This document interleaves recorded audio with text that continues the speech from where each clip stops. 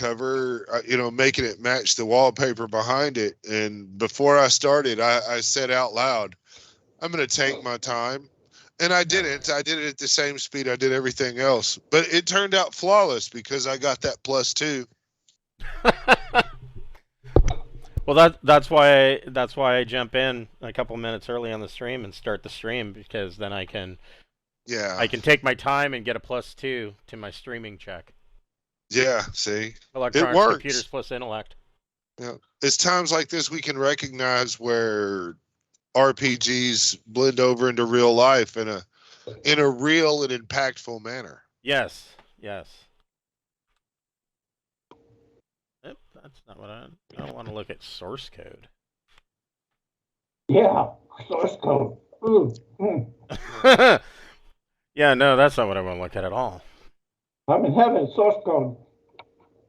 I pressed the wrong function key. Hit F12 instead of F11. Oh, here's your source code for Roll20. I don't care. I got out of coding for a reason. Everybody says, "Oh, if you want to get a decent job, just learn to code." No, dude, don't. Maybe if you've got a lot of time on your hands and you're like 17, 18 years old, yeah, go learn to code. Because by the time you're 25, you'll have homicidal tendencies and you won't ever want to look at a string of code ever again. Man, I hang wallpaper and I'm in a competition-free market and I'm the prima donna of the fucking construction industry. And that, no, I wouldn't have chosen this trade. But if I was to tell anybody to pick a trade, is pick one that nobody else has. I was in the computer tech industry for 30 plus years. And stupid me, I just kept trudging along. I would go from one end of the industry to another. I started as a coder. I went to tech support. I went to IT. I then went to building my own computers. Building my own computers to sell to people was actually great because there was a very limited interaction between me and the customer, because generally I find that the public sucks. But overall, I kept running into the same situation over and over again, except for when I worked for myself, was that all of these tech companies, they all promote an environment where all of their employees are basically told to stab each other in the back and step on each other to get up the corporate ladder. And I'm like, this is bullshit. I'm not doing this anymore. I am not going to do this anymore. And so finally, I work for myself. It's amazing. Yeah, finally, after 30 plus years, I said, "Fuck it, I'm not doing it anymore." And I actually, at that point, went to work for Amazon and was working in a warehouse. Absolutely loved that job until I injured myself, and unfortunately, that happened pretty early in, and so I couldn't do that job anymore. So, do you watch The Big Bang Theory? Occasionally I used to. There's an episode where they're riding this train. It's on like Valentine's Day or something fucked up. Anyway, this character is on there. He got hit in the head with a box while he was working on Amazon, and all he does now is ride trains. I mean, the dude was severely brain damaged, but he made enough money where all he did was ride the train. So like I said, I loved that job. I worked it for 3 months, and my job basically entailed me climbing a set of stairs, going back down the set of stairs, squatting, getting up, climbing the set of stairs, going down the set. And basically, it was a Stairmaster with a squat set for 10.5 hours a day. And not to mention all the walking that was involved, because it would take you, because it was like almost 1 million square foot building, 4 stories. And it would take you damn near 10 minutes just to get from the front door to where you were supposed to be working anyways, right? And so 3 months in, I'm doing my job, and it was the later half of the day. And I go to squat down, and there's this squishing feeling in my knee. And the only way that I can really describe is that it would be like if you were to hear a really wet sponge getting torn. And it didn't. Yeah, right. That's what I thought. It didn't. I was a river guide for 3 years. Quite a few river guides all blew their knees out, and I've heard that description before. Well, even scarier was the fact that it didn't hurt. but I went down on my knee, and It's I'm the like, meniscus, and right? The pop. well, that's what I thought too, and I thought, wow, that's great. So I wonder if this is going to be, in my head, I'm thinking, I wonder if this is going to be something that they can fix, or if I'm just going to have to put it on my check mark of shit I got to deal with for the rest of my life because I'm old. Well, it didn't, like I said, it didn't hurt right away, and so I continued on with my job. I'm like, I'll just ignore it; it'll go away. But as the rest of the day continued on, it started to hurt, and it started to get worse to the point where my leg would just go out from under me. And I was like, okay, well, I just got to be more careful. And I just kept working until I was going down, 4 flights of stairs, and it gave out, and I almost went ass over tea kettle down the stairs. And I was like, okay, well, all right, I have to tell somebody about this because now I'm a danger to myself and a liability to the company. And so they sent me, to the hospital. And to this day, after 2 MRIs, X-rays, now an ultrasound, they can't determine exactly what the problem is. They said the meniscus looks like it's a little enlarged. Like maybe there was something that happened to it at this. But I mean, this was like 4 years ago. So, well, it'll be 5 years this year. And so, I mean, at this point. Well, with that kind of diagnosis, did that screw up workman's comp? It did. Well, no, what screwed up workman's comp? So the first thing that Amazon did, of course, is they said, okay, well, you need to go see this workman's comp doctor. And I'm like, all right. Just following policy. And so I go. And I went to see him for like 4 weeks. And finally, at the end of 4 weeks, this guy couldn't figure out, any kind of form of treatment. Right. And so he gave me a blood test. He wanted to check to see if it was arthritis. Well, the thing is that blood test doesn't check for arthritis. The blood test checks to see if you have immune disorders. Gotcha. I have both asthma and psoriasis. So, of course, it came back positive. And he's like, oh, well, it was a pre-existing condition, and kicks me off of workman's comp. So I went to a rheumatologist. So he's claiming psoriatic arthritis, even though psoriatic arthritis is rarely in the knee. Right. So I then went to a rheumatologist, and they were like, they did an X-ray of me from the inside of my mouth to get the very base of my skull all the way to my ankles, and they were like, you don't have any arthritis anywhere. This is all bullshit.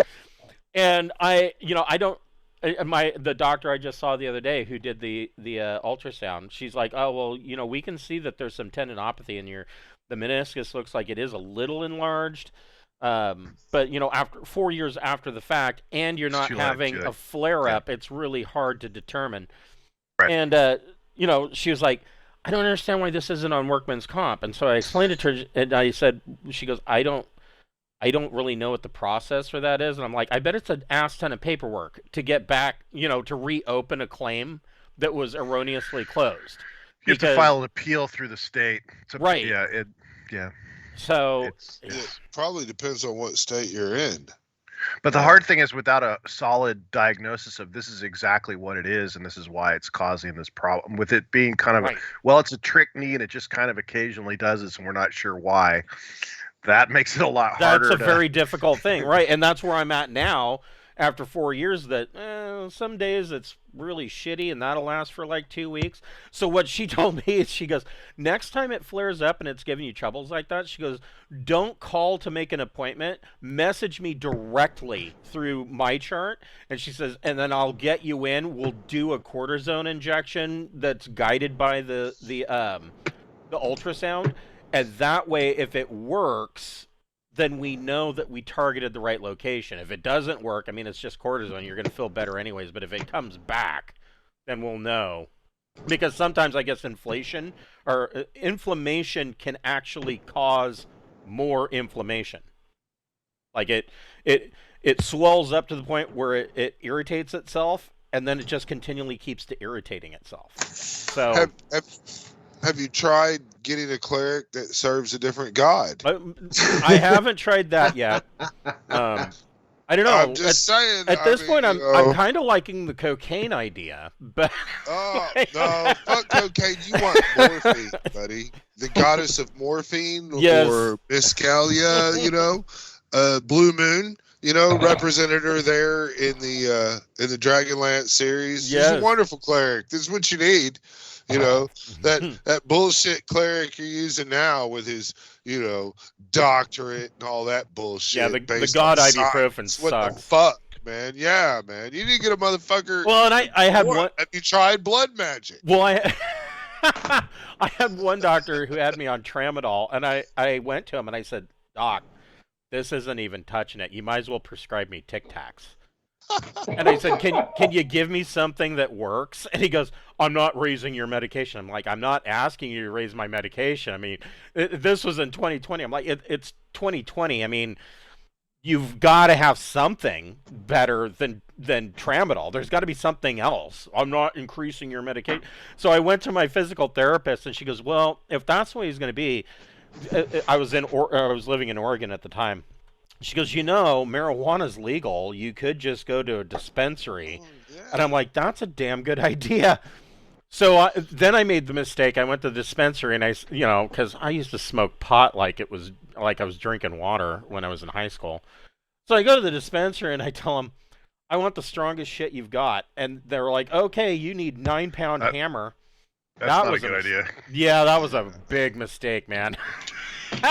Holy crap, pot's gotten really strong in 35 years. Not to mention the fact that you had a tolerance back then, and that tolerance was completely gone. So. Right. Yeah. And so this stuff like totally wrecked me. So then I go back to the dispensary. I'm like, okay, I need something. I just want to feel okay. I don't need to be obliterated. I don't need to be a vegetable. Right? I'd like to spend my day upright rather than the fetal position. Yes. That's when I discovered that was the original Conan the Barbarian, like what was that, 1979, somewhere in there. So it was filmed in a really strange FPS. It's not 30. It's like 27 and a third. It's really bizarre. And so I'm like, I just smoked some, and I'm sitting there. And at the time, of course, I had a 70-inch screen TV, and we were living in a really small apartment. So it's not like you could look anywhere else. It takes up the entire north wall of the apartment. And so I'm sitting there, and I look up at the screen, and Conan's on, and this weird frame rate, and I'm like, I'm going to hurl. And I had to run to the bathroom, throw up, and I'm like, that's really weird. Pot's never done that to me before. And I go back in, I sit down, and I look up at the wall. I got to puke again. Like, every time I looked at that TV while that movie was on, that made me puke. And so I was like, huh. And then just to test it out, I tried it another time, and the same thing happened. I'm like, huh. And then I got to researching it. I'm like, oh, well, yeah, it was filmed. It's a really weird frame rate. And I'm like, man, that totally fucks with you. If you are wasted, do not watch that movie. It will mess with you. I like to call it just living life on the hard setting. Yes. I wonder if it'll do it again. Because hitting myself in the head with a hammer hurts. I wonder if it'll do it a second time. Yep, It's gotta be a fluke. It's got to be a fluke. Yeah, that's how I roll. So, welcome to Deepnight Revelation. We'll be picking up where we left off last week. The Travelers have, I was going to say kidnapped, but that's not necessarily, it's partially true. Captured? Abducted. Abducted. Yes, abducted is a good answer. At this point is just a beat down. We've just beat this dude down. You're just taking him for medical attention, right? That's what we're. Yeah. Well, I mean, taking to a private place. I would propose that we actually hand him over pretty quickly to the local police. We already have that police officer who seems to be willing to help us. But maybe if you could get inside his head, we could ask him a couple questions before we hand him over. And maybe we get some information out of him. So, yeah, they have abducted one of the D-bags that have been following them around the spaceport here on Acadie. So we'll get into that, the ramifications of that whole situation, because there's more than just the fact that you've abducted this guy. Honestly, they care a lot less about the fact that you have this guy in your possession than some other things. But we'll get to that in a minute. Before we get started, we'd like to thank a friend of the Greenwater Guildhall. None of these are sponsorships or partnerships of any kind. These are just products that we really like. And tonight we would like to thank Dogmight Games. Dogmight Games makes wooden accessories for your tabletop role-playing games, such as wooden DM screens, player vaults. Those are really cool. Dice trays, dice towers, all manner of wood products. And they can all be customized. If you order something that's customized, it usually takes about 6 to 8 weeks for it to ship. But they have a lot of items that are in stock. So if you don't really have a customization item and you're just looking for something, or if you're looking for a gift idea, you can go and purchase something out of their inventory. And those usually ship in 1 to 2 business days from the time of purchase. We do have a code. If you have been on the fence, now's the time. It's good for 10% off anything on their site, and that code is put whatever you're going to order into your cart, and when you check out, use code FRIEND in all capital letters, and that should net you 10% off.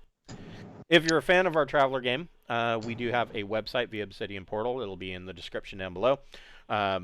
The adventure log is written in the manner of news service articles that will detail goings on in the entire area or aboard the ship, but as these guys become more and more infamous, they will be taking more of a front page notice. If you like the content that you see, please go to the front page and give us a thumbs up. We do like to see the fan likes, and we hope you enjoy.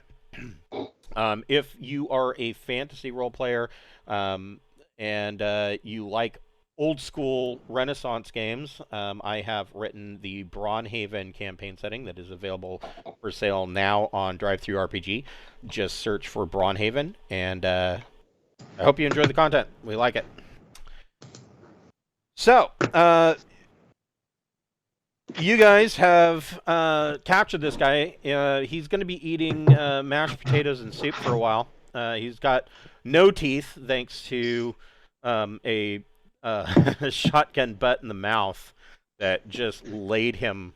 I mean, we had a little room that I had scouted out earlier that we could scoop him off into. Is that where we are? I mean, you hit him so hard it was, wrecked him, nearly killed him. But well, I mean, he clearly needs medical attention. Well, I mean, he's unconscious. And he needs a dentist for sure. He might need his jaw wired shut, but I mean, he can mostly talk. Well, Bocephus is a doctor. I mean, yeah, right. I sure am. That's what I was saying. That's why I was saying he needs medical attention. We'll take him off into that little garage that was around the thing, and with my med kit. Well, where we left off, you loaded them into the air raft, and you guys were heading back. Yeah, to we got him in the air raft. Yeah. Okay. Well, your plan was to interrogate him on the ship, and then I think, if I remember, you were going to interrogate him on the ship, and then maybe call the cops to come pick him up. Right. Maybe we could do our interrogation on the ship, give him a juice of that special yum juice, and just set him outside the ship as we take off. Well, but I mean, I think we probably want to fill our cargo hold while we're here, right? If we're going to be traveling to another system, might as well. Why not do it with a full cargo hold? Well, that will be something. Yeah, that will be something that we will discuss in length. It's part of our cover as traders, right? Right, but keep in mind. So on your deck plans here, each one of these red sections that are labeled number 10, each one of those are segmented off sections, and they each hold an expanse of fuel. If there is fuel in there, you can't have cargo in there. Right. Although I'm not exactly sure why. But anyways. Well, I mean, for obvious reasons. Well, they've been adapted over to fuel tanks, right? Right, so, right. But it does. How much cargo space is actually left when all that's said and done? That is a very good question. I assume there had to be some, because I mean, otherwise their whole premise of being a trader kind of goes away. Well, you don't have to fill all of the sections. Is kind of where I was going with this. So either way, on how much we fill in fuel and how much cargo and what cargo, the first step in that whole operation is figuring out our destination. So and how far that would be. Well, I think we got that right. I mean, we got each- the drop. There's a hotel that was yeah, Drop revealed. Point Hotel. Yeah, Drop Point Hotel On Herzen's list. Herzen's thus. Right, but how many? I mean, there's a journey to there. Yeah, and, right, which is part of why I was saying that we're going to hold off on that just yet. So each one of these segments can hold 40 tons of fuel, or they can hold 40 tons of cargo. And with all four of these loaded, that means that Perfect Stranger can make 5 jump ones. and Right. what is its current condition? It's flyable. It needs maintenance. No. I mean, is okay. Let's just assume our natural fuel tank is full of these. These are empty. Okay. I mean, you can fill them right here on the landing pad. Sure. Right. And is our normal fuel tank full right now? Yes. Okay, so we've got a full tank, and we can do with what we want with this based on how many J's we need to get to our first destination. Right. So essentially, if that's what we're looking at, the first thing would be that you're going to want Jack to probably do. He's going to want to do a little consultation with the astrogation computer, and that way he can kind of determine how much fuel you're going to need. Yeah, and that'll determine in kind how much cargo space you've got left over. But I mean, you've got this prisoner that you don't need to gag him, but right now he's Can't unconscious. talk anyways without teeth. Right? Yeah. Well, we don't. We technically don't need him to talk. We just need him to try to talk. We need to ask him a couple questions to get the information in the front of his head, so that Bocephus can pull it out of him. Let me do some medic stuff. I've got a really high technical level med kit, and maybe I can fix his teeth up a little bit. I mean, it's futuristic. Well, yeah. I mean, you can do some first aid on him.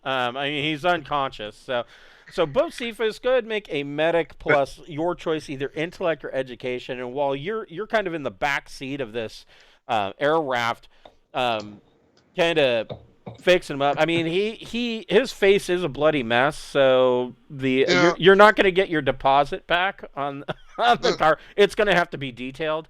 But my question actually is to Randolph. So Randolph, after having been a part of all of this and witnessed this situation going on, what is Randolph's thoughts on this matter? I mean, are you? I guess my question is, are you having apprehension on having joined this crew? What does Randolph feel at this point? Well, Randolph is pretty confused, but he did go ahead and help with this capture. But since he's not read into everything that's going on, he's not sure why you wanted this guy other than he was following you around. Well, Randolph seems like a pretty great guy. Like, here, don't ask any questions. We're just going to bash this guy's teeth in, throw him in the back of the car. Ask questions later. Randolph is also kind of desperate to get off his planet. That's true. That's a good point. True. Yeah. In this medic role, I'm also going to sedate him for an hour. Okay. I'm going to attempt to, sedate him for an hour, but I rolled a 12. Okay, so you get some gauze stuffed up his nose. You kind of realign the bridge of his nose. So with a 12, I can ask, are you? Well, you're probably not going to wire his jaw shut in the back seat of a moving vehicle. That would be a botched job. But I wouldn't put it past him. No, I mean, maybe just take some super glue and Wired glue his jaw to his back nipples. in there. Actually, super glue is better for gluing skin Yeah. cuts back together. Right, yeah. And my other character would do devious things. Bocephus is really going to try to rebuild his face to the best of his capabilities with this. So you get him. You should do this while he's on a slow drug, so that every day feels like 30. Right. So, Actually, it's the reverse. It would be fast drug. Fast drug makes every day like 30, and slow drug speeds up your metabolism. It's the way you experience the. Slow drug's the one you use to recover from sickness. It causes each day that you spend is 30 days of. Right. Well, it lets you undergo a month of healing in a single day with slow drug. I thought they were reversed. No, it's because it's how the person experiences the outside world, and so it's slow. The rest of the world seems slow to them, and so that's why it's called slow drug. Right, but the reason why the rest of the world seems so slow is because your metabolism is sped up. Yes, because you're moving at 30. Each day is 30 days for you. Slow is a metabolic accelerator. And you don't want to use slow drug because if you don't have life support and cryotechnology, you will kill him. I don't necessarily as long as he's not moving. I don't have any of those drugs. I haven't bought them or stocked up on them. There will be a time when I have money and I really load down on some crazy medical shopping, but it'll be when we show up to a location where I can really drop that kind of cash off. Right. Yeah. Yeah. I've got a med kit. After this adventure, you will have an opportunity, probably somewhere like Tobiah, where you will be able to spend some cash and, equip yourselves.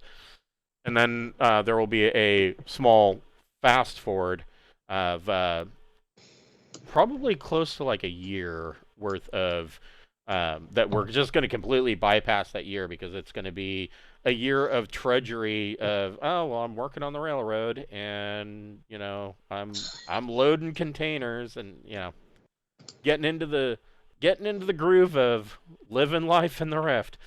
But so with your 12, you were able to clean this guy up and you more or less give him something for the pain and you were able to give him some first aid.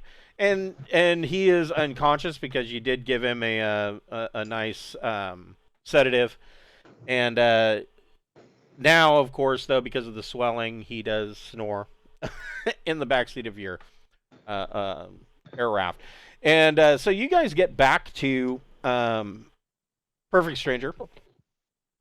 And I would imagine, for lack of a better place, you're probably just going to interrogate him probably in the common area. Number 3. Common area sounds fine. We could common area. Lay him right down there on the floor. Or shackle him to a chair. That's entirely up to you. And Randolph asks the captain if he can go back and get the parts that are still at the depot for the ship repair. That's right. You guys left the parts back at the depot. We decided it was a bad idea to have him in the trunk while we're picking up parts. So yeah, it's probably a good idea. So Randolph can take the air raft back and pick up the spare parts. Can Randolph use the gecko? Yeah, so Randolph can take the air raft and go back and get the spare parts. And so the rest of you... Steve, I don't know if you got the higher level medikit, but if not, might want to scan him to see if there's anything unusual, cybernetics or anything unusual that we're not aware of. I've got a TL-14. Yeah, there you go. That's the one that has the scanner. Yeah, the densitometer is built in. Yeah. Yeah. So I can scan him. My electronics will be 0. So I thought it might be medical. Oh, if I could use my medic. You can use medical. Medical plus either education or intellect. All right. Well, we'll do that, and I will definitely run this little scan on him. Hold still, just a slight probing with a 12. Find out if he's completely wired with cybernetics. Yeah. Well, I have cybernetics too, so I don't have cybernetics too. I have cybernetics also. Yeah. Got you. Yeah. Interesting. So you got another 12. Damn. He got another 12. He's doing amazing. Keep it he up. is. Yeah. Okay. Here we go. What I was looking for. So he does have. He's got a couple of augmentations. The first augmentation that he has is a TL12 wafer jack. But with your 12, when you're scanning over, go ahead and make a cybernetics plus education check. Or a science cybernetics. I guess that would be science cybernetics. Is that correct?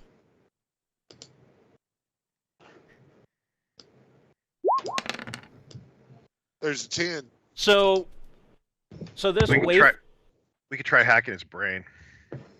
Well, it's a wafer jack, so it's a USB port. So the wafer jack that you're seeing, it has all the hallmarks that would kind of, on initial scan, tell you that this is a tech level 12 wafer jack. Capacity bandwidth would be /4. But the reality is that it's not. It is a prototype technology. It's actually tech level 9 that has been prototyped up to 12. And so there are some... you just looking at this thing on your scanner, you can identify that there are going to be some quirks that pretty much manifest like, yeah, it's capacity bandwidth 4, but the reality is that he can't use any expert program that's higher than 1 because of the lag between the wafer jack and his nervous system. Can I copy the contents of his hard drive, or he doesn't have a hard drive. It's literally just for slotting in expert programs. Got it. Yeah, okay. Oh, okay. Got it. The other thing that he has is he does have tech level 10 subdermal armor. How hard would it be to remove that? A lot. Yeah, technically impossible. You'd have to flay him pretty much. He's not going to survive the process. Yeah, We can try. It'd be pretty extensive. Well, Jack's I got a K-bar. It'd be hard to explain to the police officer if we're going to turn him over. Right. Oh no! If we take his armor and he dies, then he gets spaced. I'm ready. Yeah, his filleted corpse gets spaced, and we loot him for parts. And we could maybe let him decompose a little bit and make a stew or something. Well, I'm not human, so it's not. So the big so thing bad. for me is that his partner's in the wind, and so unless we we have to assume that his partner is going to radio for help or get help, and so I'm thinking that if we turn this guy over to the police, that forces the partner to deal with the police situation rather than they have to divide their attention between us and the cops. If we hang on to this guy, then they can focus completely on us. And so I'm thinking we really do want to off him onto the police because it now prevents a problem for the partner. And I'm cool either way. We could give him to the cops. We can, harvest him for parts.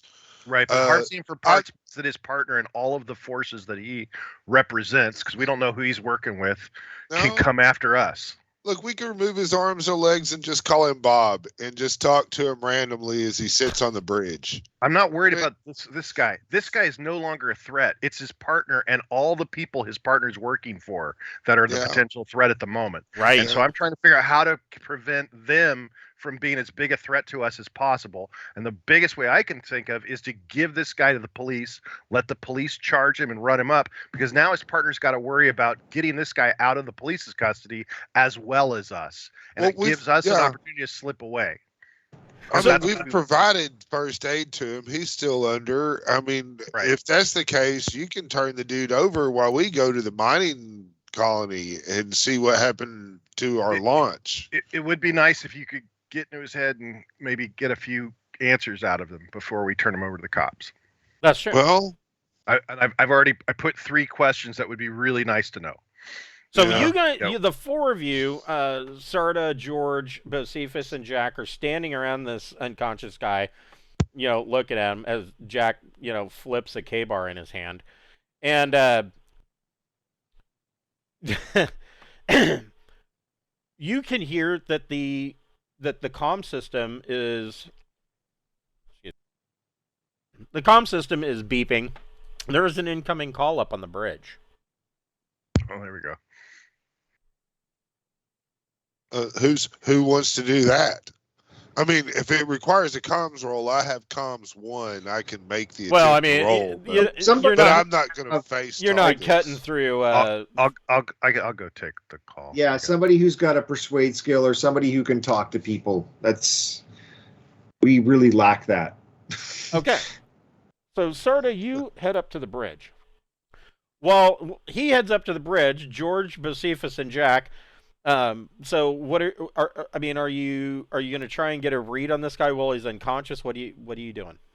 Man, I'm not really having a lot of side points right now, and so I'm going to if anything that I do psionically on this guy is either going to be a long shot or require us waiting several hours for my points to recharge.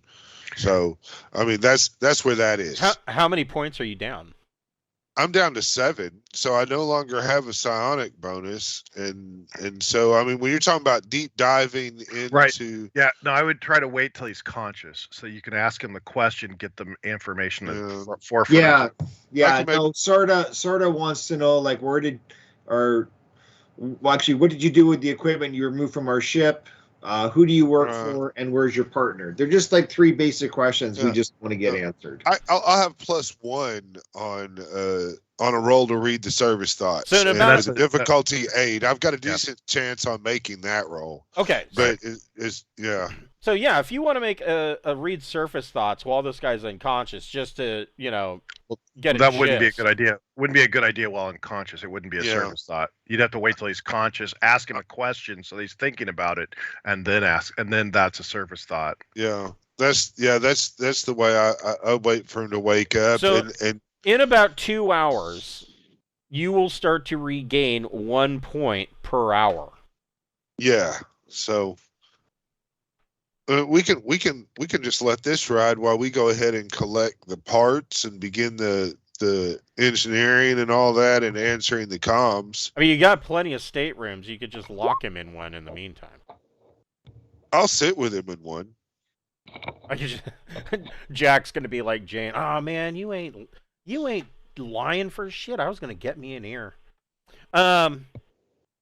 So, Sarda, you go up to the bridge, and sure. The communication coming in is from the military police sergeant with the Port Authority. Yep. And you answer the comm, and he says, "Oh, yes, Sarda, you're exactly who I was hoping to talk to." Perfect. So I have been informed by some of my officers that are dealing with the little protester kerfluffle going on down there in the docks that there was an altercation. My officers did not engage, but they did report that it matched your description. Well, certainly couldn't have matched my description. I haven't. Well, not your description, but speaking to you, your crew's description. Well, it's certainly true that while we were out shopping for parts, we did encounter looked like a mob of some sort, and we happened to notice one of the individuals that had previously broken into our ship, and his partner. And they were able to apprehend him and actually rescue him from the mob that was attempting to swarm them. It looks like he took some damage during the scuffle with the mob. But we have him on our ship, but our doctor is currently looking him over. we'll be happy to turn him over to you. Oh well, then I will send some of my officers. I can tell you that they did see his partner in the crowd. And in fact, if someone reported it to your officers, it may very well be that partner, the one that we've shown you a video clip of. So you have an image of him. He was actually manipulating the mob. So we saw him initially on the roof of a shipping container, and then he jumped into the mob and then riled them up and caused them to charge the position his partner was in. And so yeah, he's certainly, they both were active in the area. Okay. But yeah, happy to talk to your people. All right. Well, I will send a couple of my agents over to Perfect Stranger to take custody of this individual. And in the meantime, don't leave the starport. We're going to need you for questions and for identification purposes, and we'll get this whole thing sorted out as soon as we can. I know that you're a businessman and you've got things to do. So yeah. I will say that he's currently under anesthesia and in the capable hands of our doctor, Dr. Basifas, that you spoke to earlier, and so he should be fine. Oh, okay. So the crowd messed him up pretty good, huh? They were very unruly, and of course, I don't necessarily blame them. They seem to be very peaceful people, but they were incited by his partner. His partner leaped in the middle of the crowd and was exhorting them to charge our crew members. And so I don't know. Again, I don't know what these people have. They probably have. They obviously have some kind of problem with us. And so yeah, but all right. Well, yeah. I will have a couple of agents over to. I'm short staffed right now, so it'll probably be around 2 or 3 hours before I can get a couple of agents over to your ship. That's fine. He's like I say, as he's under anesthesia and he's not really able to move around too much. But yeah, it's fine. That settles how we get him to the police. They'll just come pick him up. So you are looking at a 2 to 3 hour time frame. Bocephus isn't going to regain his. He's not going to start regaining any of his psi points for another 2 hours. So Bocephus needs a sandwich and a nap. It's also true that we investigate the body. Like, we just grabbed this guy, bashed him up, and brought him back, but we haven't looked for any clues on him, like a data pad or anything that might have information on it. Can I kind of like investigate the body, like strip him down, kind of look at him, and look for any clues that might point us in the direction of where our stuff is without, let's do the simple stuff first. Sure. It's also true we may be able to question him while he's in police custody as well. That's true. That is true. So that may yeah, mean that nobody's going to know. Nobody's going to know if Bocephus is looking through the one-way mirror, identifying the guy and reading his thoughts. Yeah. So yeah, George, make a investigate check. That would be the one. Investigate plus intellect. I would love to, because that's going to be a solid +1. That's 11 +1. That's going to be a 13. Okay, that's really good. My apologies. I've been looking at. It's been a crazy week. I've been looking at so many different character sheets. I forget what's on one and from one game to the next. So, excuse me. So on your 13, you do find a couple of things. The first thing that you find, and this is the most obvious, is that in his inside jacket pocket, you find a pen. Is it a nice pen? Well, with your 13, I'm going to say that you kind of look this thing over and discover that it is a James Bondy pen. And let me find it here. Is it going to shoot a rocket and blow up? The laser pen. Well, where is it?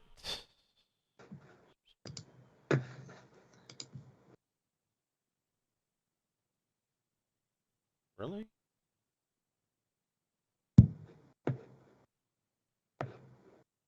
Standard here.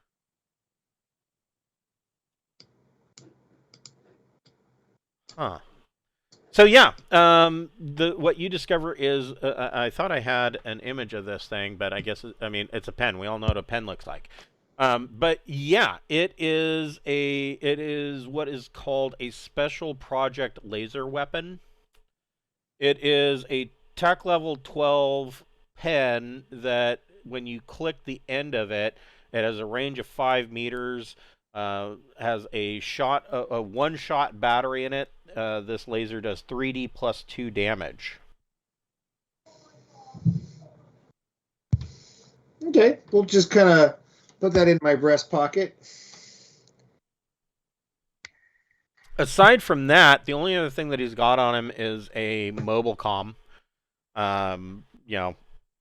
Standard T-Mobile, for a Katie cell phone.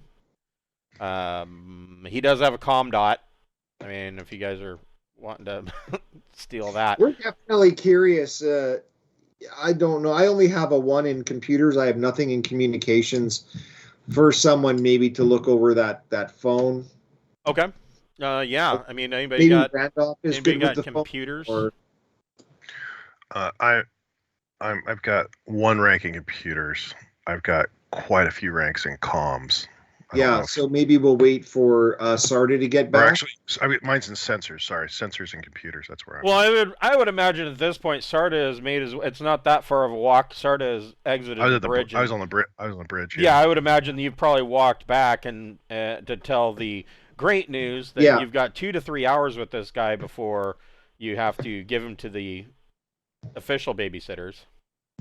Yeah.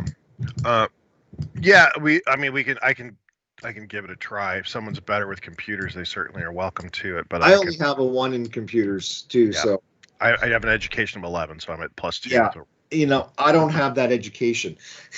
Yeah, I'm smart. Yeah, I know what a hard drive looks like. Mean. That's the tower, right?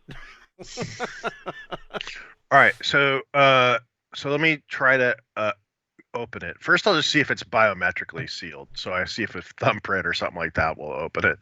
Hold it to his face. Yeah, I would imagine. I mean, even at tech level 9, I mean, we've got it now. You pry his eyes open and hold it up to his face, and it unlocks his mobile comm. Oh, good. You didn't do that much extensive damage to his jaw. Yeah, his face is so swollen it won't unlock his phone, and that would be fucked up. I'm going to clean the tooth and pick the tooth out of the end of the shotgun. That could definitely happen. All right, so yeah, so if it's open, I'll take a look at his contacts, last person he called. So you're flipping through his phone. The basic information that you're pulling up, like it looks like he called. Is it actually? Is it still in a communication with another line? Because I mean, for all we know, those 2 guys were connected. So okay. Well, I mean, it's just it's a mobile comm. Right. The last call was to mom, and there are a number of text messages about. Back and forth between him and his supposed mother about picking up some groceries, asking if she needed anything from the store. Did you let the cat in? Just very mundane crap. If you want to get any deeper than that, you're going to have to make a computers plus intellect check or education, your choice. What about the option of just duplicating or downloading what's here to another computer? Is that an option, or that'd be another roll? You could do either or, but it's going to require a roll because either way you're going to discover something. Sure. All right, yeah. So I want to download the contents of his phone and then seal it back up then that way we can go through. If it's if we have to somehow crack the code of mom deliveries, that may take a longer time. Exactly. Yeah. So let's just. My thing is just let's download it for now.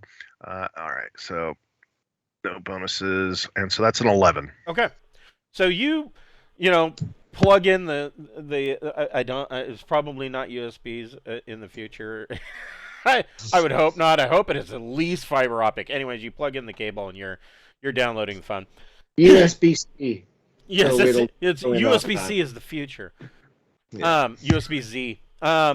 George, it occurs to you as you have gone over this guy, you found a comm dot, a pen, a laser pen, which is the most interesting thing you found, the mobile comm, and aside from that, you don't find anything else on this guy. There's no money, there's no wallet, there's no ID, nothing.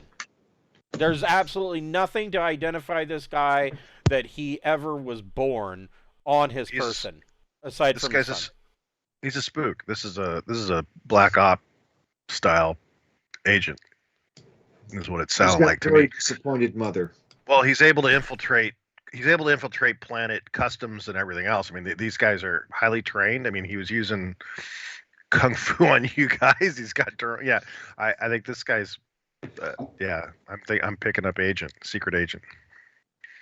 Yeah, I'm not. I'm an agent too, but I'm just a regular cop. So Sarda, in your download process, are you downloading this to a portable computer? Are you downloading it to the computer on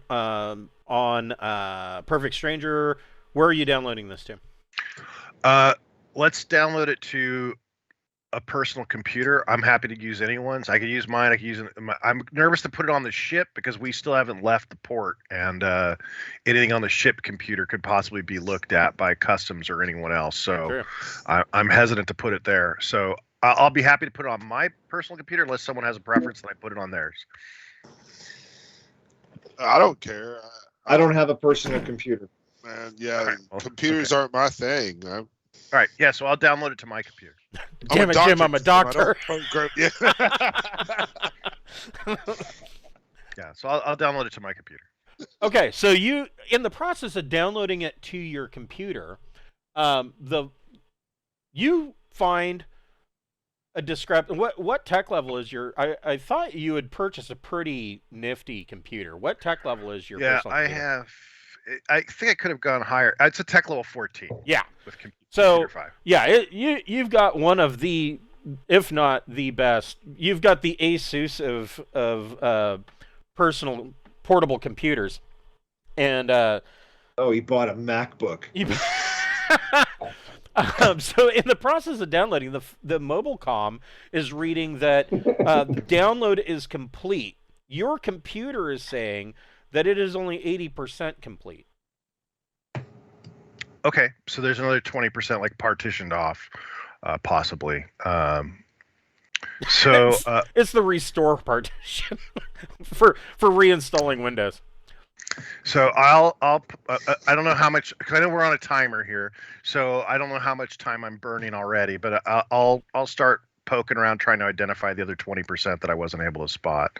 Okay. If there's anything that can stall time, it's a doctor doing doctoring stuff. Oh no, I meant in terms of we've got 2 to 3 hours before the agents cops show up. Yeah, but even when they collectors. show up, this man is under my medical care right now. That's And true. I am taking care of him, and I will release him into their custody when he is ready to be Imagine released. at this point he's got like gauze all the way around his head. He's got he's kind of looking like a mummy with like a little straw hole. So Well, yeah. you know- Oh, go ahead. Oh yeah, I'm just saying. I'm not going to leave his side, and I've got the special knock juice ready to stick him if I need to, and that special shit from the first adventure. So I'll try to figure out what's the other 20%. What else is hidden on here? So it's been maybe 10 minutes. It Okay, didn't take that long to transfer. And so you can make another computers plus intellect check. Plus intellect. His condition is unstable as long as I'm in the room.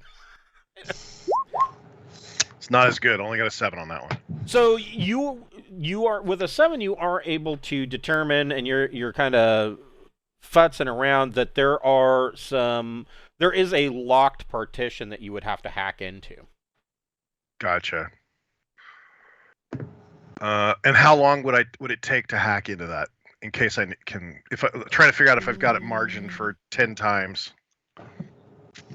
Right. Let's see here.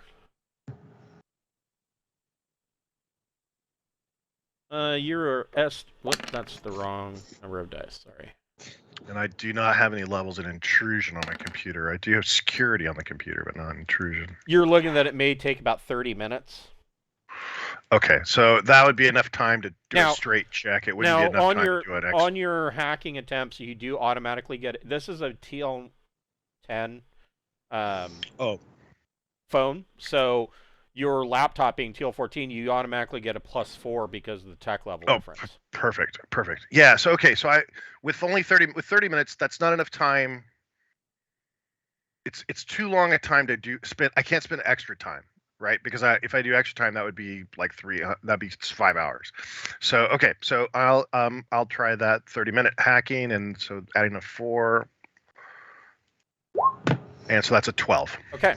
So to get into that partition. So Sarda's tippy tapping away on his. I thought you were going to close, and you're like, you need to wear something. So he's typing away on his portable comm or his portable computer, and getting into the nitty gritty of this mobile comm.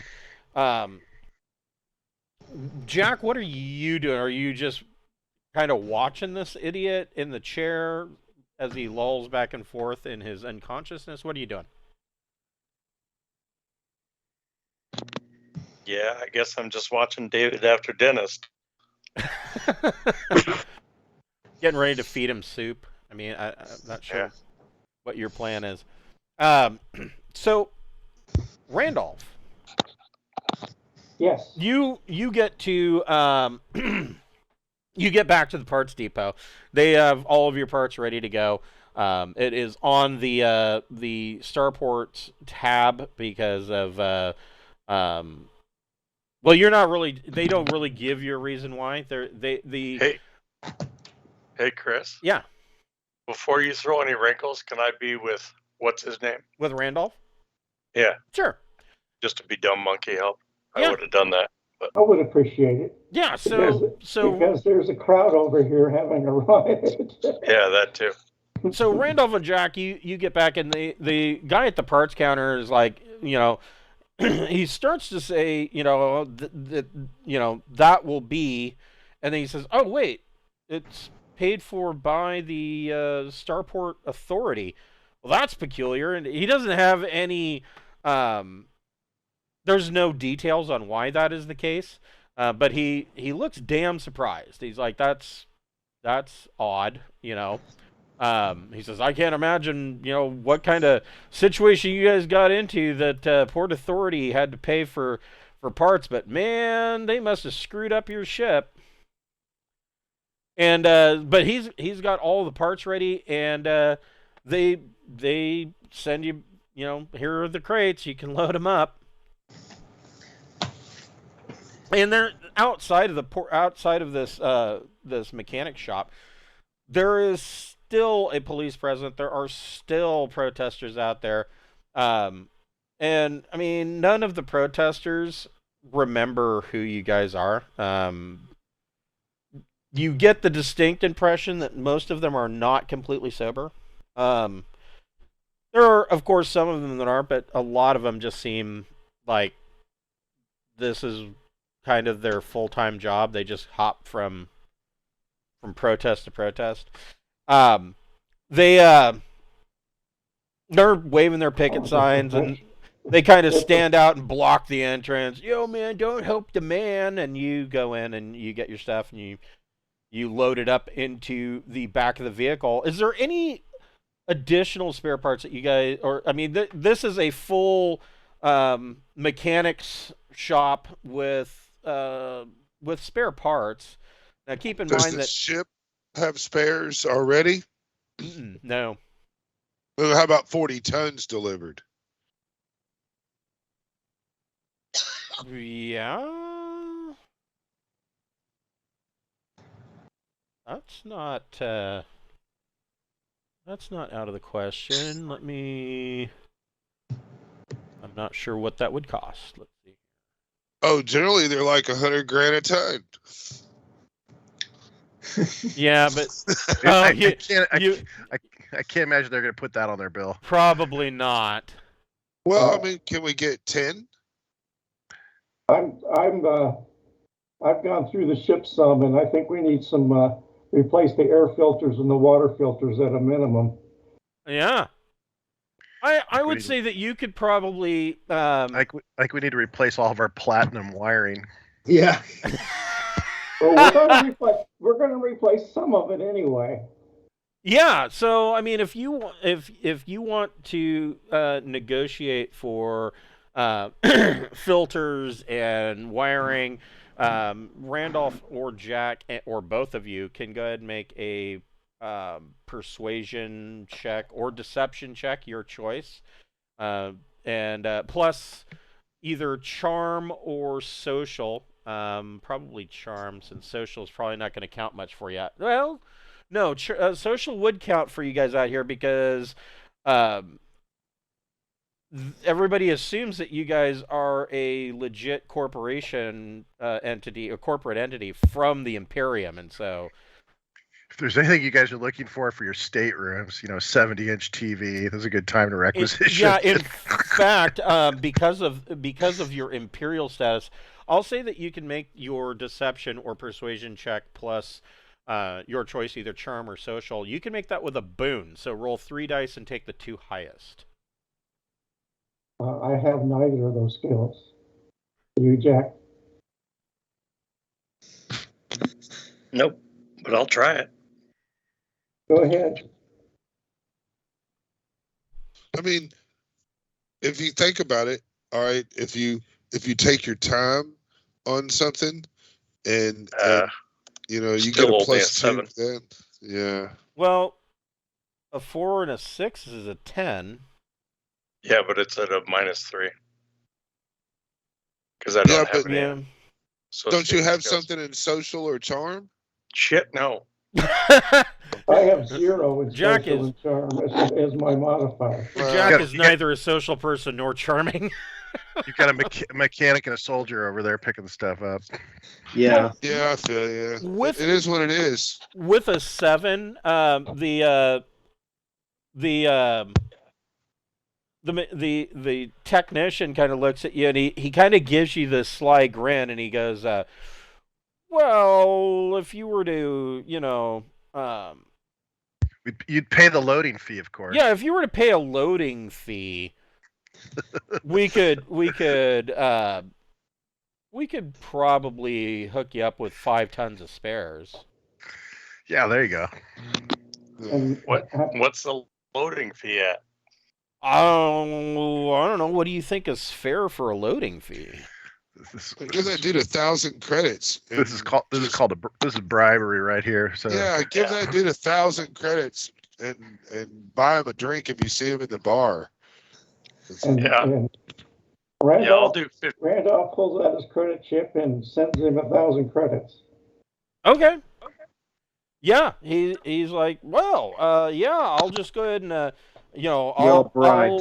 so he pads the invoice, stating that he looked over your parts requisition and realized that you were missing some parts and that you needed another 5 tons of spares just to be able to get Perfect Stranger operational.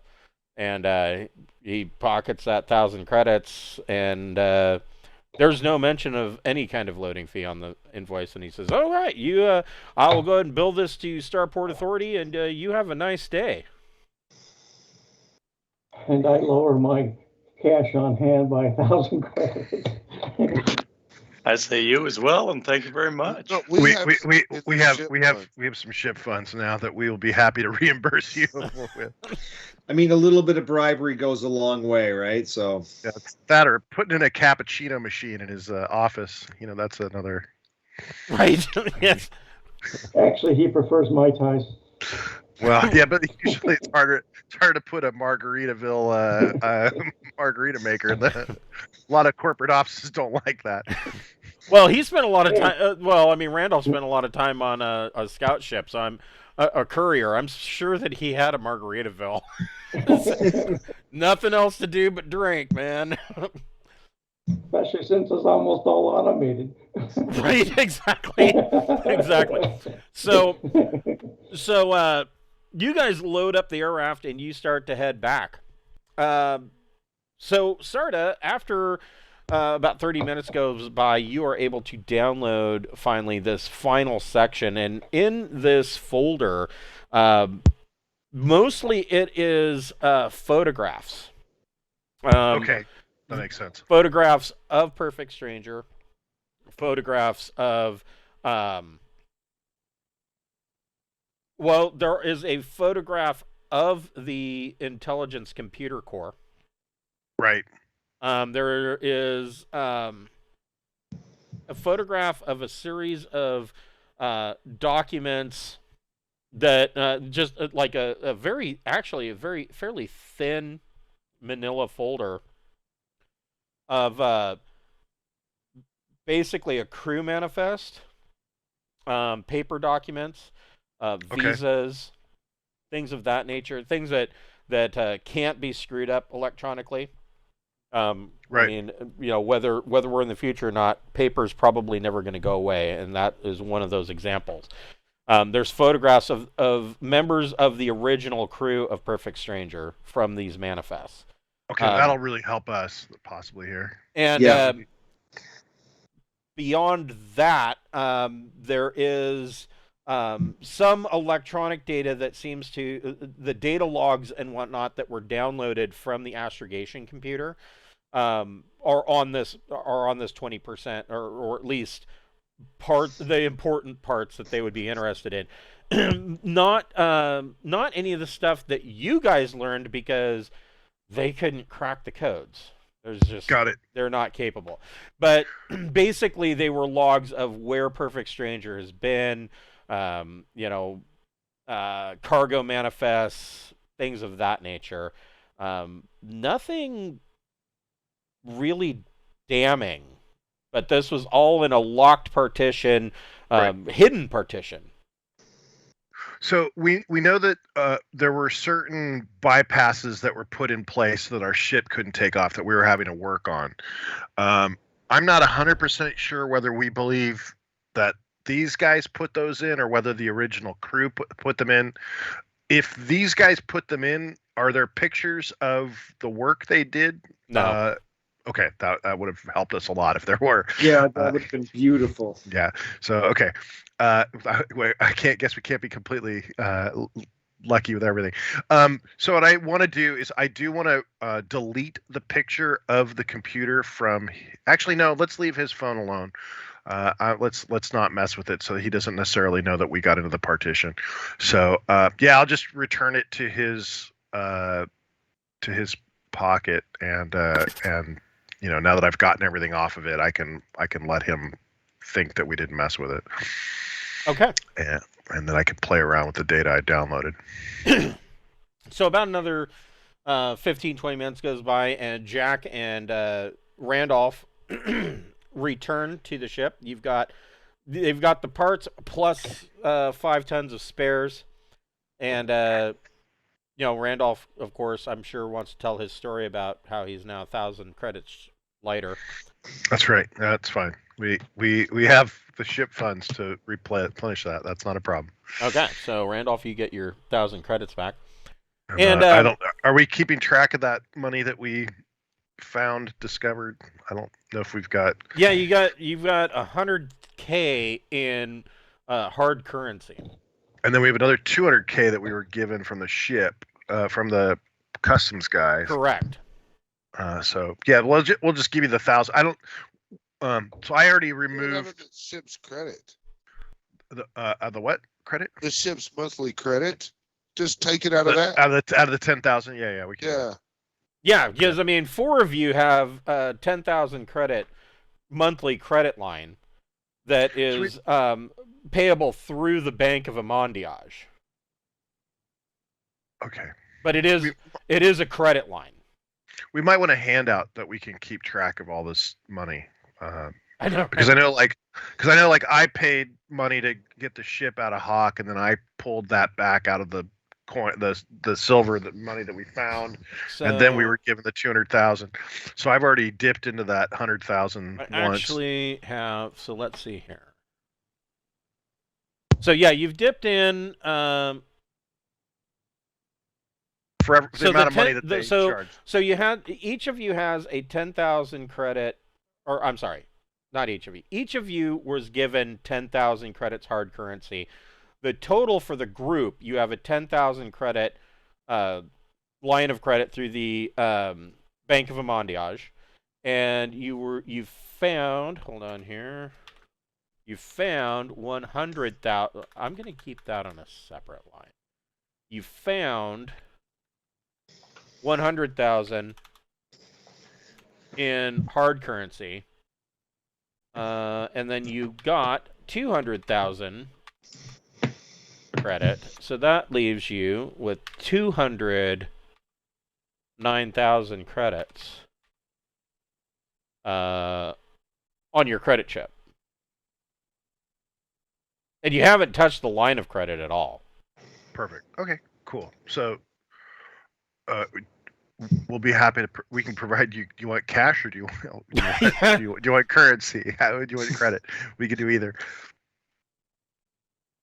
Yeah, it's up to you, Randolph, whether you want cash or. I'll take cash. There we go. Yeah, cash it is. Cash is king. All right, so you have 99,000 credits. I dipped into that when I paid off, because I used my own personal money to get the ship out of Hawk. Oh, that's right. So that was another 25,000. Right. So that's down 25,000 already that I All took right. just to pay myself back from the. That's right. I forgot about that. So we'll say 26,000 total. So you have 74,000 in hard currency. So I'll be happy to help load the parts on and help with repairs. Okay, so you were able to get these 5 tons of spares, and I mean, it's really up to Randolph and Jack how fast you guys want to get started on repairs, or if Jack wants to be involved with going to the military police building to investigate. I mean, or not investigate, but deal with the police investigation into who this a-hole is that's been following you. I don't know what Jack's plan is. Do you want to? Yeah, I'd rather go with dropping the guy off because I don't actually have any mechanical or engineering skills or anything. Okay. Now the other thing that Jack could be useful in doing, and this is actually something that's extremely useful, is that while if Sarda, George, and Bocephus are dealing with the police investigation, Jack could be sitting up on the bridge running astrogation charts, because if you're trying to get to Herzen's Lust, you're going to have to kind of plot a course. Yeah, Okay, you're yeah. definitely going to want to take extra time on that, because it looks like that's multiple jumps that we're going to need to make, and that throws our chances of getting off target that much worse, right? Yeah, I'll do that then. Okay. Because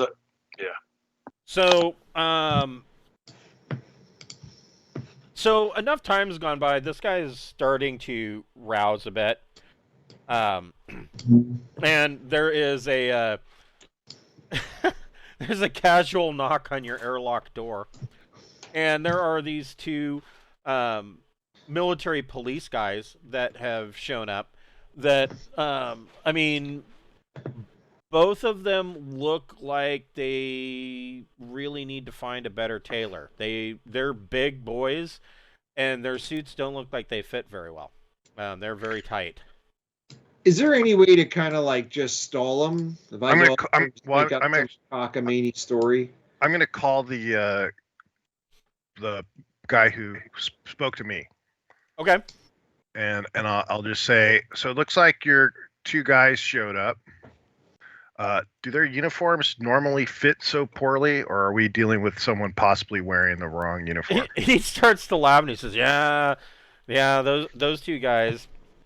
They're brothers. I don't know what their mother was feeding them, but they grow them big out here, don't they? He says, I'm not actually from Acadie. I'm from Amondiage.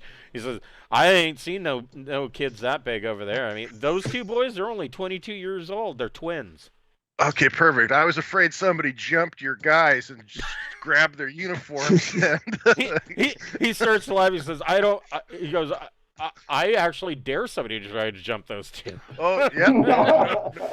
Well, I was worried that they were the imposters, and so I was worried you might have two unconscious or dead officers. So I wanted to make sure. Okay, sounds good. That fits their description, and I mean they're nice. They're nice lads. Sure. They're like, oh, so George, you wanted to kind of stall them. What? Yeah, I mean, I'll go with Sarda as well, too, and make sure, we want to question this guy and get some answers out of him first. So, I mean, Bohivas is going to play the medical card. Let's get as much time as we can. So I'll just kind of go and just say we're having trouble with the airlock door ever since these guys kind of mess with our ship. The computer's missing. This is going on. Just give me a second kind of thing. Okay. And I'll have our friend restrained and on a table as he wakes up. You need a medical emergency. Yeah. So Bocephus, you're restraining this guy. Are you going to sedate him again? No, I want to talk to him. Okay. He's just going to restrain him and give him maybe a smelling salts. Yeah, I'm going to restrain him. Well, I mean, he's just coming out of sedation. He's pretty rummy.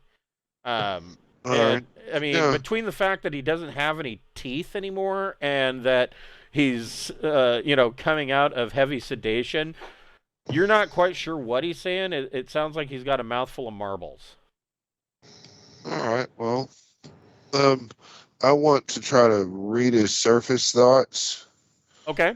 How much time's went by since the last little casting? 2 hours. Just 2 hours? Yeah, about 2 hours. You're now right at this point. It was where every hour you would start regaining a point. Yeah, I just need to roll with it and see how it works out. And, sometimes, you just have to put your balls on the table and dare somebody hit him with a hammer. You might want to make sure his surface thoughts aren't just, oh God, where the hell am I? Who are these people? What am I can offer you, there is a way for you to get a bonus with this. And this is available to everybody if you have a very difficult check that you want to make sure that you want to pass. You have a stat, it is the optional stat, called luck. Luck. You can burn luck points. Do they regenerate? There is a possibility that you will regain some of those luck points at the end of an adventure. Just like when you get awarded, when I award you XP points, you might get back some of your luck points. That is the first, and that each luck point that you burn will give you a +1 DM. Now, there is a second way to burn luck points where if you are in a situation where you are going to die or the ship is going to explode or you're going to crash into a volcano, whatever, you can expend your luck points and those are permanent burn. So you're going to burn 3 luck points to get a 12. Okay. No, I'm burning 2 luck points. 2 luck points. Okay. So the big thing is to maybe guide him through the initial stuff, because his initial thoughts are going to be what happened to my teeth? Where the hell am I? I haven't gotten to all that yet. I'm just kind of getting the roll out of the way. I figured we were going to kind of get a chance to ask him questions to come to the front before I started really getting onto that. Yeah, but yeah, I want to, as he's waking up, I want to be like, well, where did you take the things that you removed from our ship? So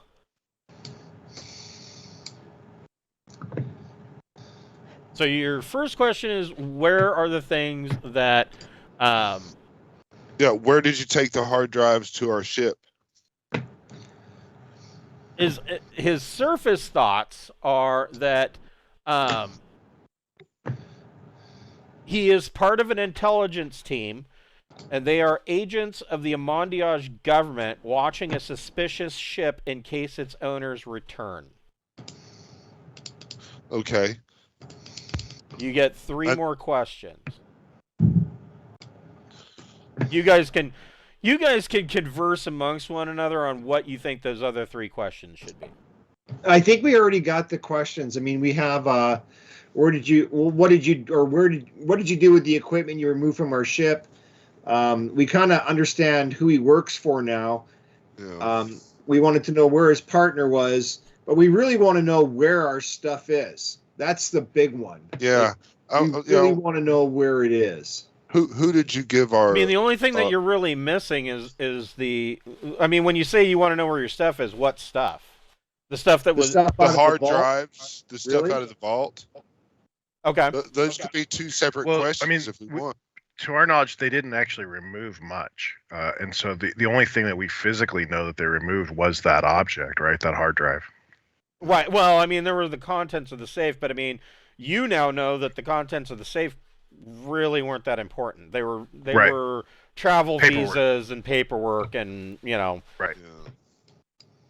Yeah. Yeah. So I just want to know where he took the hard drives. social security cards, and Yeah. the title to the ship, whatever. Yeah. And to try to really focus on him so he'll really dwell on it, I'll be like, I could put you into cardiac arrest and turn you over to back to your government in a state of non-living. When you say that, his surface thoughts are a response to this. A response to me being missing is already underway. You're in big trouble, and you should surrender. Or his Yeah. surface thoughts. Yeah. Your government is So, don't burn your questions on this stuff. yeah. I Yeah, you really got wanna 2 know where the questions hard drive- left. Yeah. Where are the hard drives that you took from the ship? He's thinking operatives are aware that Perfect Stranger is an intelligent ship, and they want to find out what she was doing, what her crew learned in her cruise, and so forth. They really don't know much. Right. I'm just wanting to know who he gave them to. So I guess now with my final question, who is your superior officer? I don't know you're going to get that.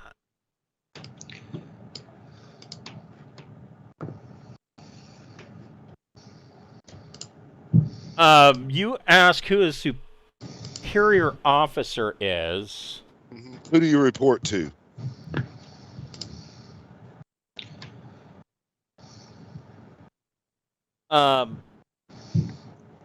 In his foggy mind, you get the feeling like he's flipping through a Rolodex of answers, like he's trying to possibly he's trying to cloud his thoughts, but he has no real psionic shield training. And what you get from that is that the operatives believe the previous crew were involved in shady dealings in the mining settlement of Hulion, and they think that they may have fallen foul of skullduggery. They are interested in the situation as part of their general observation remit of the Perfect Stranger. That's all you get. You don't get, who his superior officer is. You don't even know what all you have learned according to his thoughts is that he is an agent of the Amandiage government. Whether or not that's true, you don't know. But these are the surface thoughts that you've been given. Fair enough. I'm going to go ahead and mark a dose off of my unmarked case that originally had a lot more doses. Yeah, I know, people burning through that stuff pretty quickly. There's no point in gathering shit if you don't fucking use it. Yeah, right.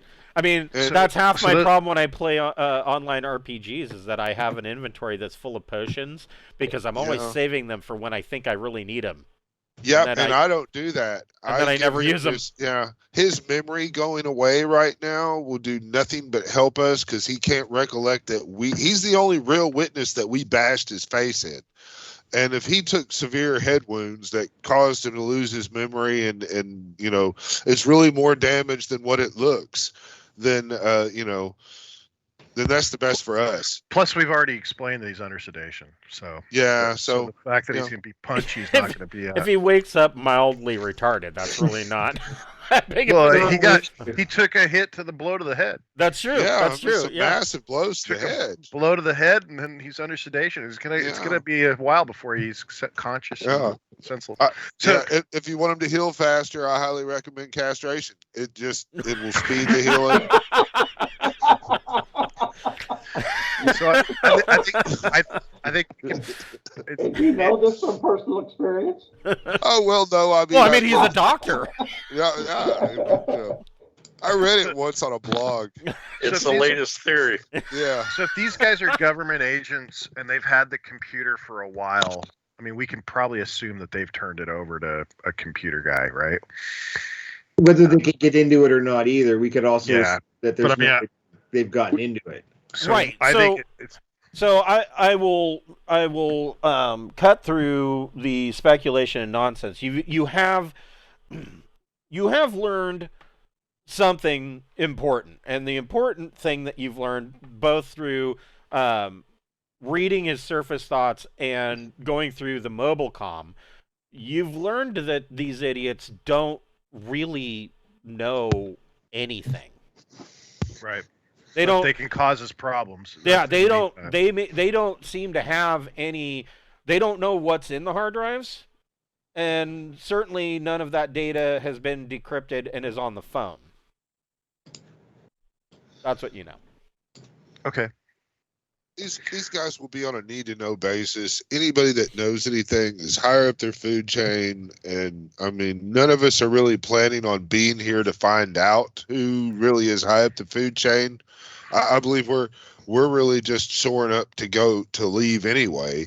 But, I mean, right? But the big problem is that Mondiage is kind of powerful in the island cluster, right? Right. And so if they are agents of a Mondiage, they can cause us problems on more planets than this. This guy won't cause us much problem. This guy may not immediately, but so you've been on Acadie and Mondiage, and you were on Mondiage for at least 24 hours, and you've been on Acadie for this is like 2 days now. In that amount of time with newsreels and whatnot, you have learned that you're right. Mondiage is considered a major power in the island's subsectors. The other major power, there's a couple, but the important one concerning Mondiage, the other major power is New Bayern. And it seems like New Bayern and Mondiage have a bit of a Cold War going on. It could be more, but they both have military bases, right? They both have military bases. They both have military ships. The problem is it's probably not going to heat up too much past intelligence gathering and pointing fingers at one another and calling names, because the standard for the island subcluster is jump one ships. So, I mean, yeah, they modify a lot of these ships. Yeah, they're jump ones, and they can make multiple jump one transits, but you're talking about, weeks and weeks worth of travel time, and as far as fighting a war goes, that's not ideal. So the big thing is we have we've got one full fuel tank at the moment. So that's enough to jump one. So that's enough to jump us back to a Mondiage. It's not enough to jump us to any other system. Yeah, so we need to add one to the hotel, the drop point hotel. Yeah, you're trying to get the Herzenslust. Right, so. I understand that, but I'm saying that as we add fuel to our ship, it's giving information to people on the ground as to how far we can jump. So I would say that we want to fill it completely up, because that means we can jump 5, and that means we could go to quite a few different systems. This planet Katie does not have a gas giant, so we can't just scoop fuel and fool everybody. So I would say we want to purchase, the full 160 extra tons of fuel. That way, they're not going to know exactly where we're going. If we only get 40 tons of fuel, they're going to assume that we're either going to Achille, Amondiage, or Colchis. But once we go up to, the full 160, we're at 200 tons, we can make 5 jumps. We could go to Sturgeon's Law. There's a lot of systems that we could. Yeah, we could, and it puts a lot of speculation as to where we're actually going. And maybe by fueling the ship too, we could possibly trick them into thinking that we are going that far when we're really not. Well, it might be a good idea to go to Sturgeon's Law. Sturgeon's Law is a starport D. It's got a gas giant. We could refuel off the gas giant. It's probably not as high tech. And then it's 1, 2, 3, 4. We could jump right from it to Herzenlust. So Jack, go ahead and make a astrogation plus your choice, either intellect or education check, and this will be just a routine check. And you can, if you want to take your time on it, you can. That'll give you a +2 to the roll. We got time. So while oh shit. So if the doctor's done. If the doctor's done, we're gonna go hand him over. So yeah, they're pounding on the door. They're like, "Yeah, come on, you got to get this airlock working. We've got places to be." And sorry about that. And we get it open.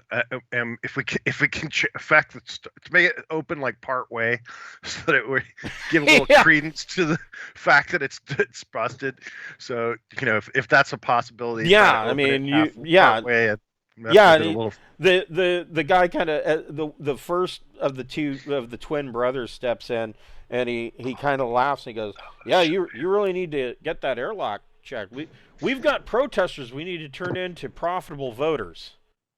And he's like, "So where is this gentleman that we're taking into custody?" We've got him in the cafeteria here. Come with me, okay. And I'll make sure the doctor knows we're on our way, so that he's not aware. He's not trying to. Right. He's not in the middle of doing something uncomfortable. Science. Yeah, exactly. They come in, and the one of the two brothers looks at the guy and he goes, "Wow, you weren't lying. That mob really did a number on him." The damage was very substantial. He's got happy little marks here and a wonderful little gash over here. And you see he's missing this side of his upper teeth. It's really amazing that, he's pulling through it. The cranial damage is substantial, and you need to be very careful with him. He's going to be unconscious for a little while. He might have memory issues. He might hallucinate and create his own reality. Do you have a vehicle to transport him back? Oh yeah, they showed up in a cruiser or something. In a police vehicle. One of the two brothers gets up close and he looks at his John. He goes, "Man, what'd they hit him with? It looks like the butt of a rifle." It was a brick. Well, you're the doctor. You'd probably know. Oh, I was there. I saw him. If it wasn't for the heroism of my companions to back the other crowd up a little bit, he would have most certainly been murdered. But we want him to face justice. So here is your friend. Here is the gentleman. Just be very careful with him as he's taking substantial hits to the head. The other brother goes, "Yeah, he does seem rather fragile at this point." Oh yes, if you just picture a rabbit having intercourse, that was the rapid pounding that his head was taking. It was very, very, very intrusive. All right. Well, the chief says that you should be over to the police building, probably within the next couple of hours. They want to ask you a couple of questions. Mr. Sarda, George, Bocephus, and Jack. Sure. Ask all of you any questions, and we'll go ahead and we'll get this paperwork done as quickly as possible. You'll probably have to do a lineup. I mean, you already, he's in your custody, so I don't foresee any problems with the lineup. It's not like you're gonna not know who this individual is. It'll be easy to pick him out. Right. He says, well, I think this will go pretty quickly, and then you can get about your business and on your way. And they take him off the ship and load him into the back of their police cruiser and head off. So, Jack, in your investigation of the astrogation computer, so the astrogation computer recommends the following. This is what the astrogation computer considers being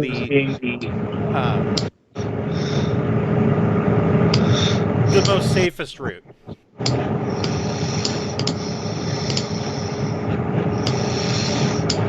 Now, that's not to say that you have to go that route.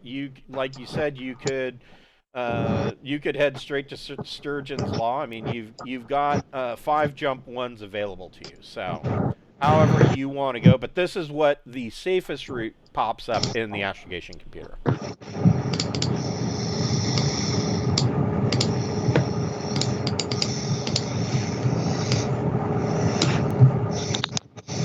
Yeah, I don't know why we.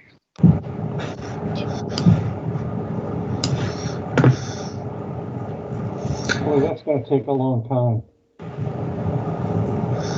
Well, it's gonna take a long time either way you do it. We only could jump one sector at a time. So Right. What if we went to New Home, and then from there rebuild, and then just go straight across there into Hizer's List? Yeah, I mean the main reason this is saying it's the safest is that when you're making a bunch of jumps through null space, if you've made a single miscalculation on one of those jumps, you end up that much farther off target. And Yeah. so that's why it's really dangerous doing 5 jumps through null space. The hardest part about jumping into into an empty hex isn't so much targeting the hex, because one section of empty spaces is it's the same as any other. It's getting back out, because in order to plot your jump to the next location, you have to know what your current location is. And so that takes at least 2 hours worth of time for you to, for somebody on the astrogation computer to actually spend time doing the astrogation check. While that's taking place, because it was a jump into null space, your engineering team is going to have to take 2 hours to realign the jump drive. And if there's a failure on the check for the jump drive, that means they have to start over and do it again. So that's the most nerve-wracking part about jumping into null space, but it's not like you guys can really be lost forever, because you've got plenty of fuel for another jump. Who's the captain of this ship? We're just kind of a committee for the most part. Yeah, I don't know that you guys. Yeah, I mean, I think you guys have been calling Sarda the captain, but that's only for official purposes. I don't know. I mean, it doesn't really matter, you know. Certainly, I'm a trained engineer. I'm really not trained at the other, stuff. So, the big thing I can see is that we may want to take on cargo and use that as an opportunity to throw off whoever may be tracking us. So the one thing that you do, the other thing that the astrogation computer brings up is that Colchise is it is a very powerful system, but it is independently aligned. And the weird thing about Colchise is that it is not really just the main world. Colchise is actually a binary system that looks like this, according to your astrogation computer. And there are a number of worlds, and there's a number of colonies in the world. Colchise is the main world, of course. Imreti is a minor power. They have a colony. They claim to be independent of Colchis itself. They have a colony on Sochi 1, which is a gas mining colony around the, or I'm sorry, Sochi 2. There's a gas mining colony on Sochi 1. Sochi 2 is a colony of Imreti, and Sochi 2 is kind of a hive of scum and villainy. It's the entire colony on Sochi 2 is kind of like Mos Eisley Spaceport. The major income is separating newcomers from their possessions. Gambling dens, high-priced liquor, prostitutes, that sort of thing. Can I get a Mai Tai? You could get it. You could probably get a really expensive Mai Tai. Rudolph wants is a Mai Tai, so we better pick up some rum along the way too if we're going on a really long journey. Because yes, and then there, of course, if you want to make the long journey to Cochise Secondary, which locals refer to as Kolstak, there is a couple of colonies there. Svaneti is its own colony. Around Russia, a gas giant, there is an artificial hollowed out asteroid that they have moved in that was originally is now called the Mariner Colony. And the Mariner Colony kind of, they do some mining and whatnot, and at one point, Mariner Colony was as many as 100,000 people. I almost forgot these guys. Echkara. These guys here, they have a colony, and their major import-export is salvage. But what they call salvage is up for debate. There has been some reports of common thefts, and if they find out here in like the planetoid belt, if they find that there is an abandoned colony, even if it is still owned by a mining corporation, they will strip it down to the foundation and take off with it. There is a ban on colonies owning jump-capable ships that has been this ban has been enacted by Colchis. Nobody seems to be following it, especially these guys with their salvage operation, and they sometimes jump to nearby systems and steal their shit and then come back and sell it for stripped down parts. So this is basically an entire planet of Jawas.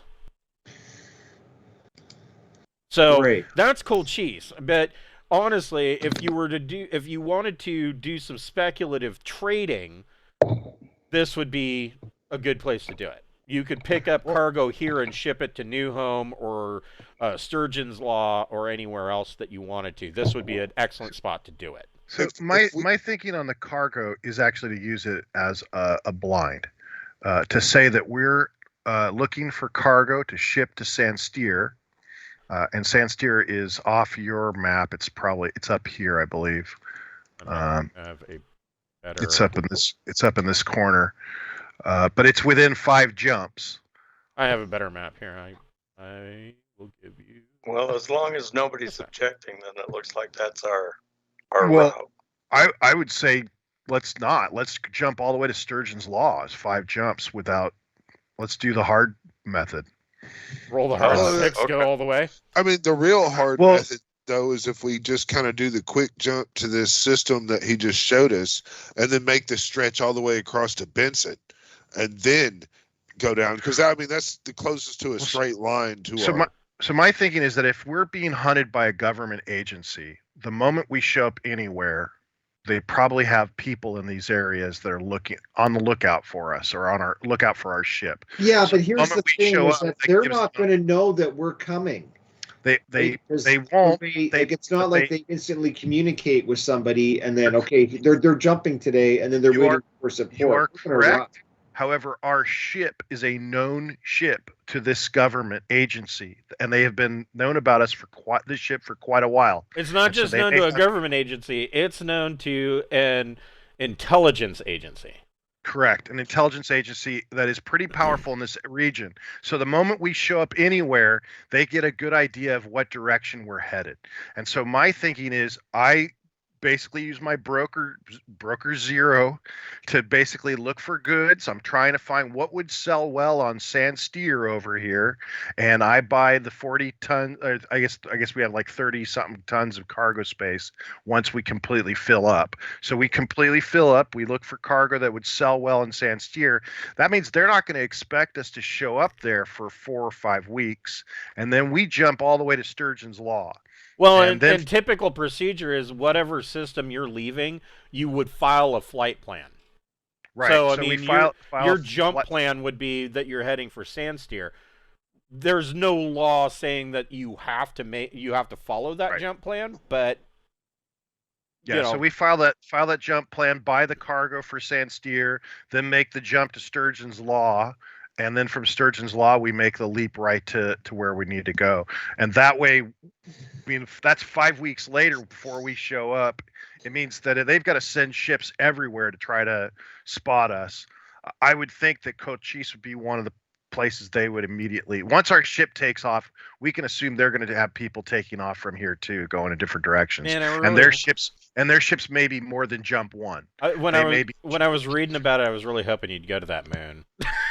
I mean, blackjack and hookers, man. I mean, come on. Yeah, I mean, my worry is that if they have a jump 2 ship, or multiple jump 2 ships, they can get to these places faster than we can. And so, yeah, that's my suggestion. We don't have to follow it. But the fastest way then would be to go to New Home, and then New Home straight into Slust. New Home is not the neighboring thing. You're right, but the reason I like the Sturgeon's Law better is that it's a very small port. It has 30,000 people. Right. It's a hell planet with a Class D starport. So agents are going to be far more obvious there versus a large system which has a lot of people where it's harder to lay low. I'm thinking we hit Sturgeon's Law fast, we refuel, we get the hell out of there. So information that comes up on your library computer about Sturgeon's Law is indeed that it is a nasty hell world. It is populated mainly by a moss that can metabolize both flesh and metal. The starport is on a cleared island where there's access to the world's only settlement, which is by submersible. So basically you land on this island, which they clear daily with flamethrowers to make sure that none of this flesh and metal eating moss is there. And then if you want to go to the settlement, you board a submarine, and the entire population is in a colony on the bed of the world's only single sea. All right, I think we should go to New Home, and then first, what are they talking about New Home? Library computer for New Home tells you that New Home is actually one of the big players. It's another one of those worlds similar to Cochise that could be a major player in politics. It has the highest tech level of the entire subsector. New Home is neutral in the sense that it's doing well as acting as a facilitator for both arms procurement and peace negotiations.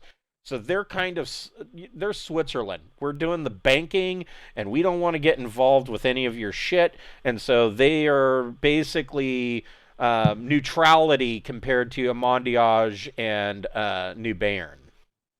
Then that's my vote is New Home, and then take the shot straight across to our final destination. Besen Cone was originally populated by or colonized by a French colony.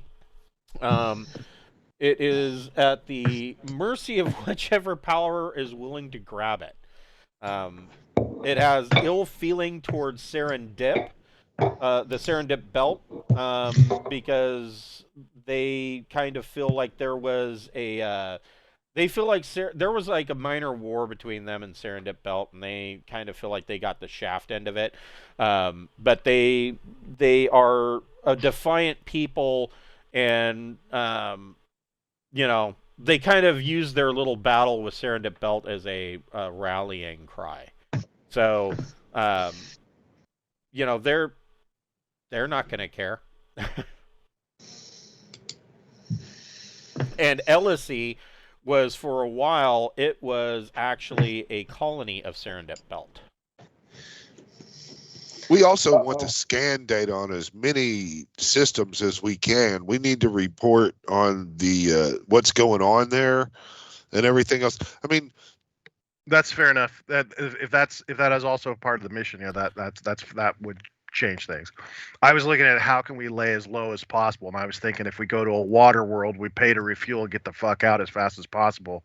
That exposes us to as little risk as possible.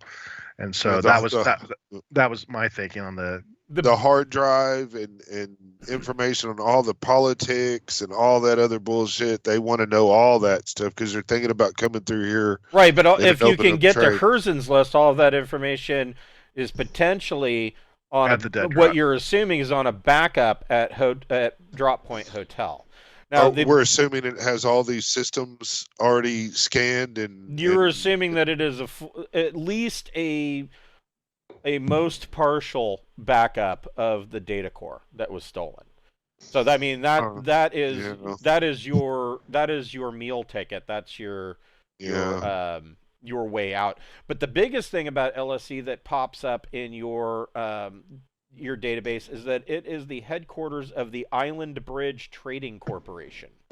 And Island Bridge basically has ships that bop all over the islands cluster.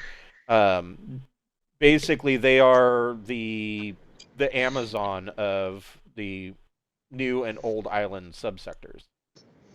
I think we've got a lot of money or some money right now, and if we went to New Home, which is the high tech place, the Switzerland place, we could really equip ourselves. Whatever the hell, I mean that's our next logical stop to stockpile what we want to our best of our abilities. If our goal is to stockpile, if our goal is just to get the data core and get the hell out of here as fast as possible, that may change. That's a different goal.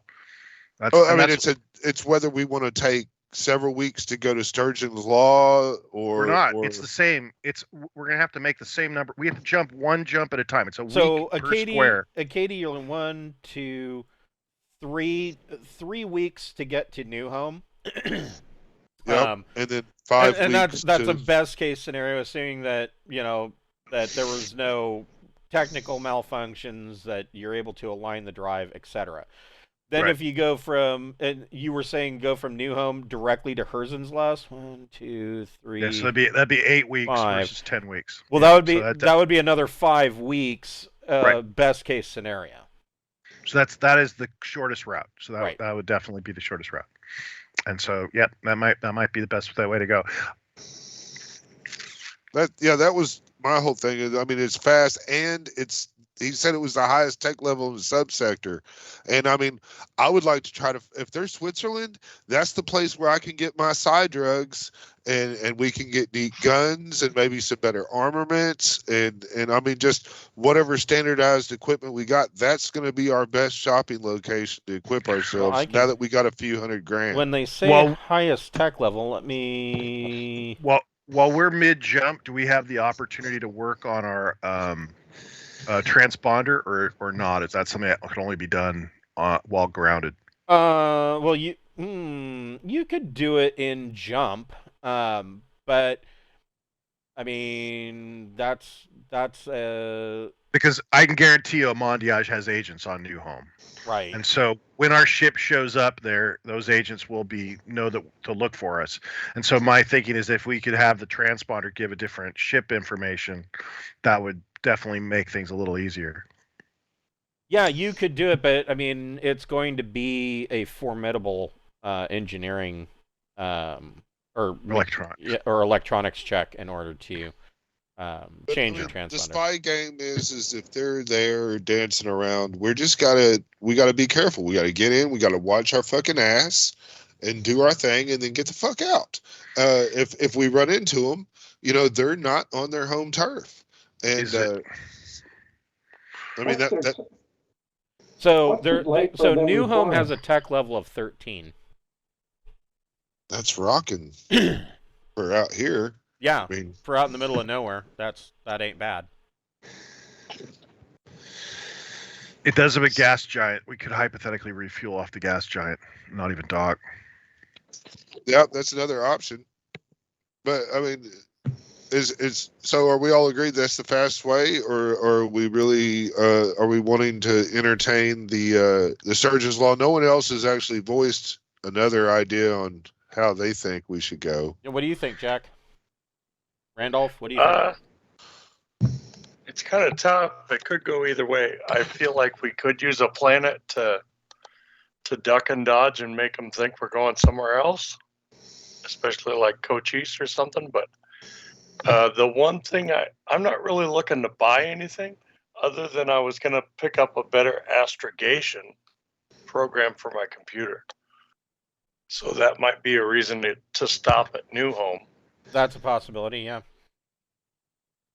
Yeah, well, tech level 13, you could probably get at least a rank. I don't know. Tech level 13, you might be able to get a rank 2 or 2. Yeah, you could probably get a rank 2. Yeah. Well, actually, I'm as good as a rank 2. So. Well, if you get another program, you can get another +1 Right. if you're running the program too. So even if it's only even if the computer program's only 1, it would still give you a +1 to your roll. Right. Oh, it does? Yeah. Oh, Yes. Okay. If you're using a computer to assist you with whatever you're doing. Oh, okay. Yeah. So it's definitely worth having if you don't have it at all. I have astrogation 1, but I mean it's one of those things that never hurts to have more. So. Right. Yeah. Right. So, well, but if you have a computer with astrogation 1, that would give you a +1 to your roll. That's the whole thing. Yeah, I gotcha. So yeah, I don't have a problem going to New Home. That kind of sounds like maybe the other thought. But. It's 8 weeks in jump versus 10. That's the thing I definitely agree with. Because I'm going to assume that Mondiage has ships that are capable of jumping more than 1. maybe. And so are there any objections then to go to New Home? I got no objections to that at all, actually. I think it's either way, it's going to be speculative. So I just suggest that we just hit New Home first then. Well, I'm still gonna shop make a for difference to me. I want to go all the way to. I thought about Sturgeon's Law, but New Home makes sense too. So, like either or, we're going to run into the same kind of problems. I think. I would still plot a course to Sansteer, and I will still shop for goods for Sansteer. I mean, we can sell them possibly somewhere else, but I mean, just don't take any freight. Right? Yeah, I won't take freight. It'd just be speculative. Yeah. Trade. Randolph, how do you feel about it?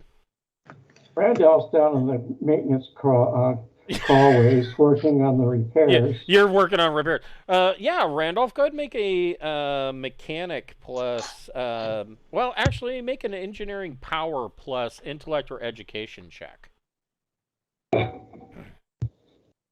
Let's see. Intellect. That's a +1. So it's a 2D. 2d6. Yep, /2d6.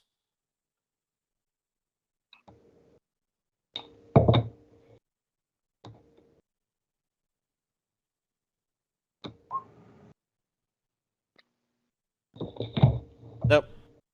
/2d6 +1. Oh.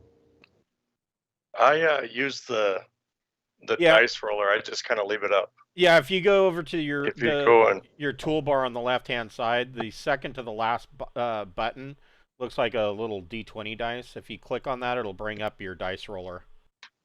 Yeah, your advanced dice roller. Then you just click on the drop-down. Yeah.